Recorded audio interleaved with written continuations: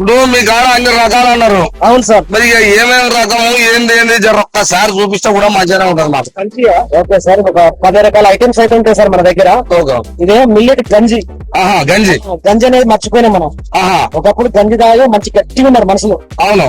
గంజి లేక ఇప్పుడు మొత్తం అంతా మొత్తం ఫారం కోళ్ళ లాగా పైలర్ కోళ్ళ లాగా అయిపోయారు, మొత్తం డీల్ అయిపోయారు. అలాంటి గంజిని మనం ఇక్కడ తయారు చేసినాం మిల్లెట్స్ తో. ఇది కొర్రా గంజి చాలా బాగుంటది, గట్టిగా ఉంటది, చాలా వండర్ఫుల్ ఉంటది, మంచి ఎనర్జీ అన్నట్టు ఇది గంజి. ఇది గంజి ఇట్లా గంజి ఉంటది. ఇది ఒక రకం సార్. కొర్రన్నం సార్, కొర్రలతో అన్నం. అన్నం కొర్రలతో అన్నం మంచి ఫైబర్ ఎక్కువ ఉంటది, నరాలు మొత్తం క్లియర్ అయితే మొత్తం నరాలు క్లియర్ అయితే శుద్ధి శుద్ధి బాగా వస్తుంది.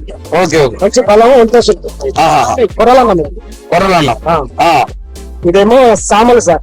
సామల్ అని లిటిల్ మిల్లెట్స్ అంటారు. ఇది కూడా మిల్లెట్, సామల రైస్. సంసార జీవితానికి చక్కటి ఔషధం, చాలా వండర్ఫుల్ ఉంటుంది.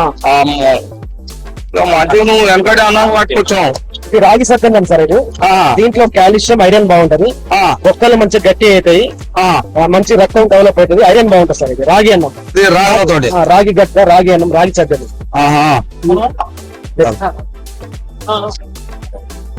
ఇదేమో జొన్న సార్. జొన్నలు డయాబెటిక్ షుగర్ తొందర కంట్రోల్ అవుతుంది జొన్న వల్ల.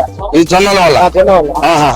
ఇదేమో అరికెల సజ్జనం సార్. అరికెలు షుగర్ తగ్గించడంలో జొన్న కంటే బాగా ఒకటంగా పనిచేస్తుంది.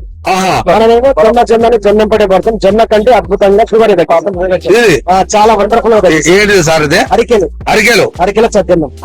దీని గురించి ఎవరు తెలియదు, తినరు. షుగర్ వచ్చిన వాళ్ళు మొత్తం జొన్న మాత్రమే తింటారు. జొన్న కంటే తెలుసు, జొన్న కంటే పవర్ఫుల్ ఇది. ఇదేమో మనం ఇంట్లో చేసుకునే రెగ్యులర్ సత్యం. మనం ఎప్పుడు ఇంట్లో ఇది మాత్రమే చేసుకుంటాం. మన తాత ముత్తాతల కంచి తెల్లరేస్తాడు, పాలు పోసి తోడేస్తాము. ఇది ఎప్పుడు మన కాడ ఉండే సత్యనారాయణ, కామన్ సత్యనారాయణ ఇది. మనం దీంతో పాటు జొన్న, రాగులు, అరికెలు వీటితో కూడా సత్యనం చేస్తాం.